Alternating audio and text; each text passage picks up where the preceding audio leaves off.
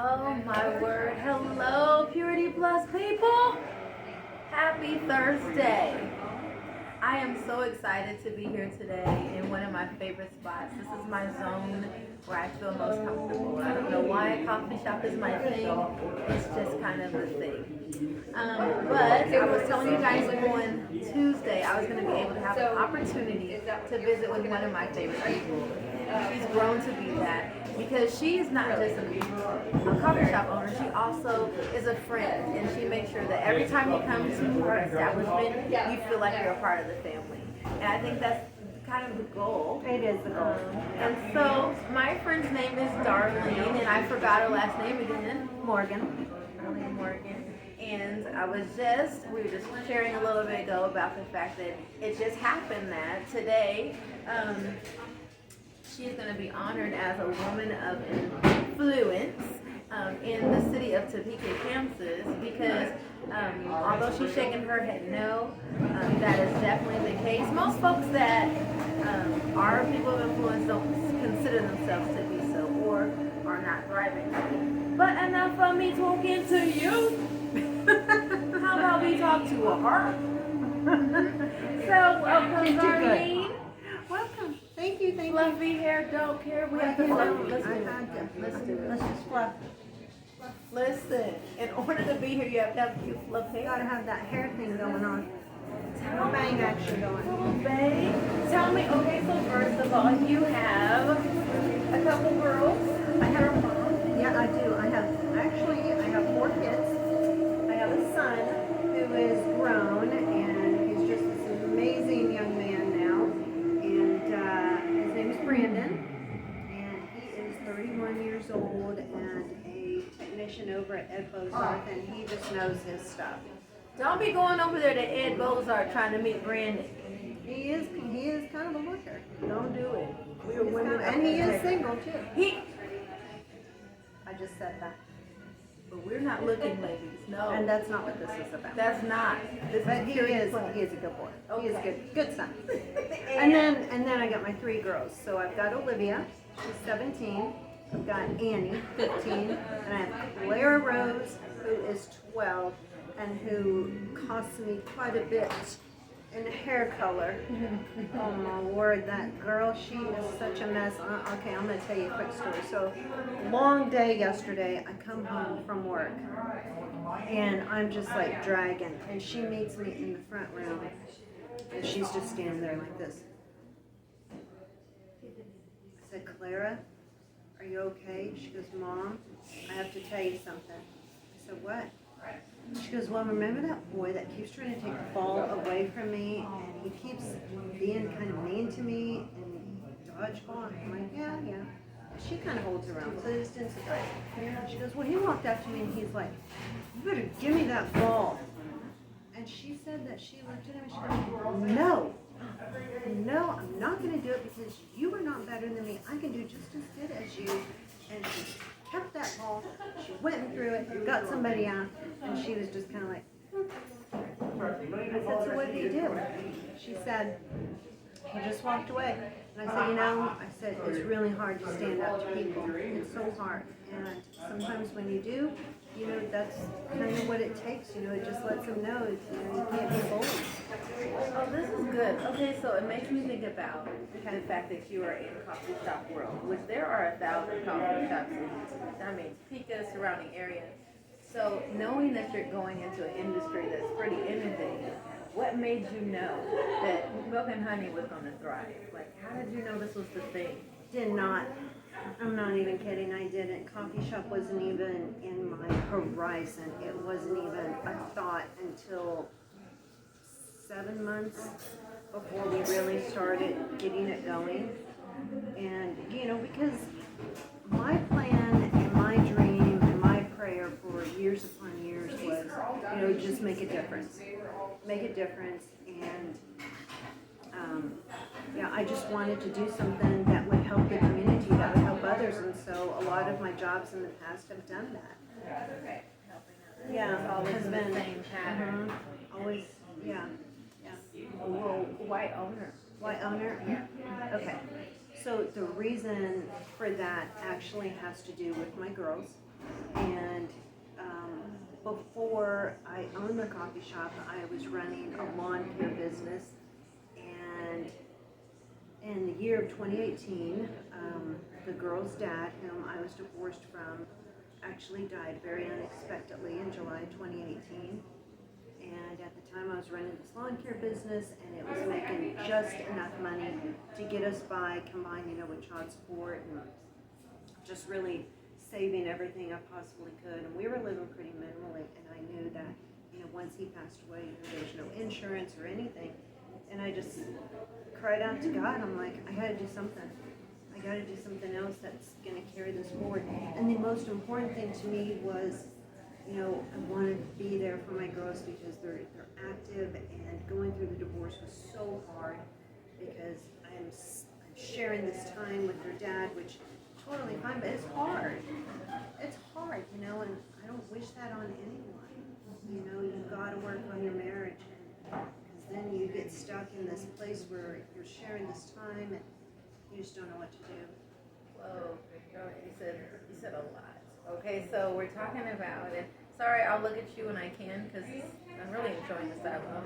But it's like, so maybe you're a woman that, maybe you're divorced or you're working with trying to have your children, maintaining that, still wanting, you have dreams and visions of your own, but still trying to pursue and help with the dreams in your child, and how does that all balance out? And I heard you say one thing, that when it came to, Lord, this is just a complete mess. Like, I don't even know how to balance this. Life happened, unexpected happened. Right. How then, after you cried out to God for, Lord, step in, how did you know where he was leading? How did you know when and where he stepped in?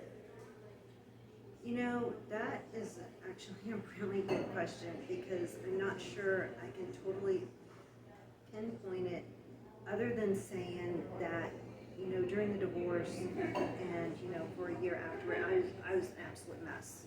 I mean, when you guys say, I've won this woman of influence, I am not even kidding. 3 years ago, when I'm going through this divorce and stuff, there's no way. Woman of influence, absolutely not.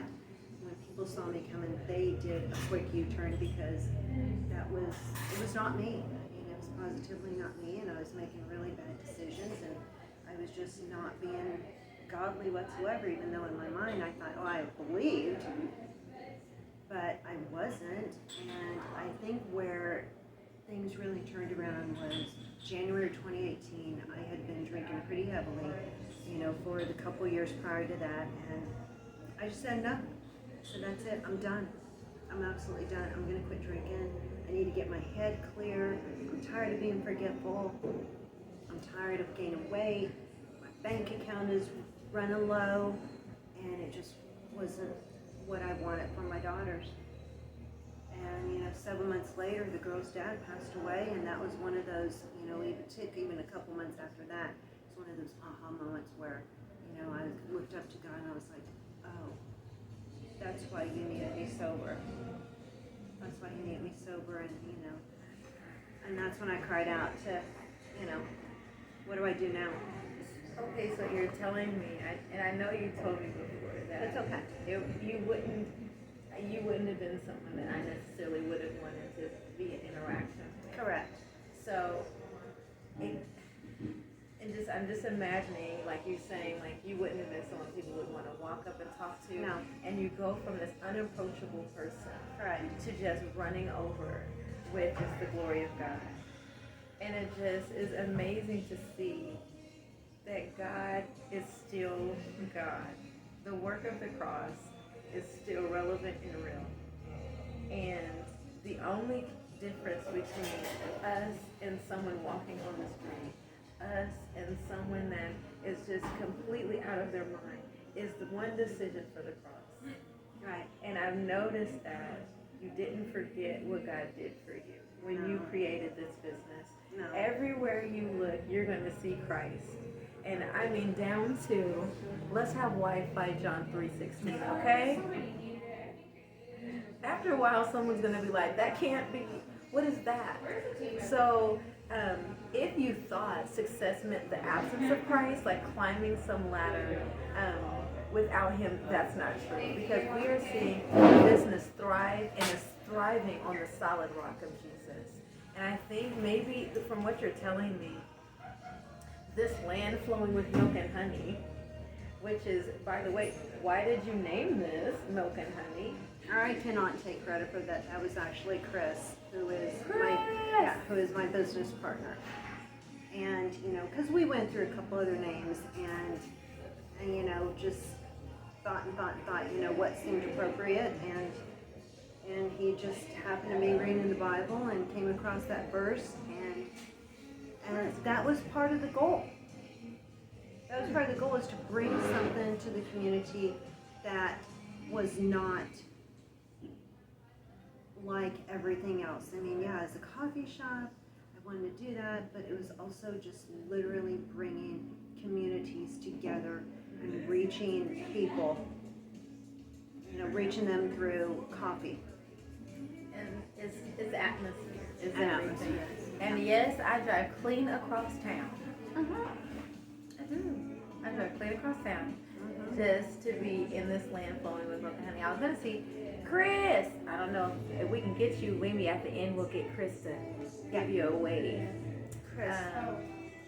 So I hope that you are just absolutely encouraged. I don't want to exhaust this moment. I just wanted to take a minute for you to be in the spotlight. Thank you. Because you are worth the spotlight. And I just appreciate what you've done here. Thank you.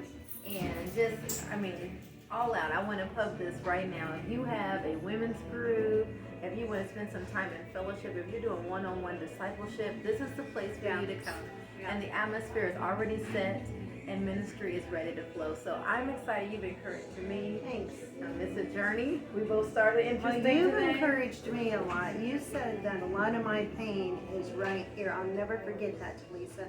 One of my first interactions with you was over there by that bakery case, and I was just calling out to you. I must have been kind of down that day, and you said, "Girl, your pain is living right here, and it's spreading to others through joy." And I can't remember what you said, but that was just revealing to me. It was just so revealing that, the real reasons, for our place. Yeah. That's just God, and that's what I'm talking about. Hey, Chris! So we're going to get Chris, but I want you to see another reason I come here. You're not going to find us at my buddies across town. When I come here, I get these cups with these messages. Like today I was telling you, it's kind of like, if it weren't for my husband, I probably wouldn't have been doing this interview today, because he pulled me up by my bootstraps and said, get to doing your assignment. So when you're feeling some kind of way, I promise God be in the cups, okay? He's in the cup and on the cup. And it said, be proud of yourself. Now they couldn't know that. I really needed that today. So the other person behind this brilliance, his name is Chris, and he's gonna come and just say, hey, come on over, give him a wave. Come on over. Come on over, look.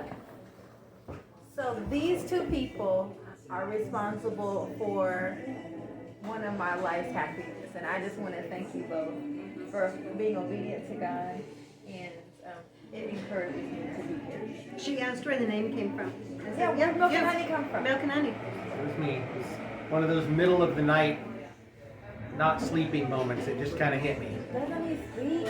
He does. He does. He wakes you up to speak too, or he does me anyway. And usually not when I'm on my knees fervently. It's just, how about you wake up like I'm God? That's right. Isn't that just like a dad? Yeah. Yeah. You don't let me. It's like Elisha. Not that I'm like Elisha, but woke him up. Kept calling his name. Elijah are my boys. Don't come for me. We're about to eat. Here you come. What's this? Preachers, people. That is. Preachers. Preach. You can't shut them down. No. Okay, so is there anything you guys want to shout out to encourage folks that are in their journey to finding their Canaan, finding their land of milk and honey and their land of influence? I think you just got to keep believing in yourself, and you got to keep trusting God. Talisa asked me, well, where did it come from? And I didn't quite answer it. you know, it literally is about trusting God and following your heart. I mean, like for us, it was about serving the community. We just didn't know how and what that was going to look like. And driving down the road one day, you know, God just said, hey, reach out to Kevin Connard. And then Kevin with Blue Jazz talked about a coffee shop. And, you know, that's how God works. He puts people in your path. So be attentive. Yeah, path. That was the word in my head. Is sometimes the path doesn't look like much of a path, but Correct. God's got you by the hand. Just hang on, and He'll pull you through the jungle to the clearing on the other side. So I'm gonna get off before I start boohooing, but I love you all. Remember, Purity Plus is a place where we're just gonna be having spotlights, and they are my first spotlight. And just enjoy your day, and I pray you're encouraged. Mwah. We love you. You're gonna see an empty couch in a minute because we're getting up. Yeah. Okay, bye. Bye. Thank you.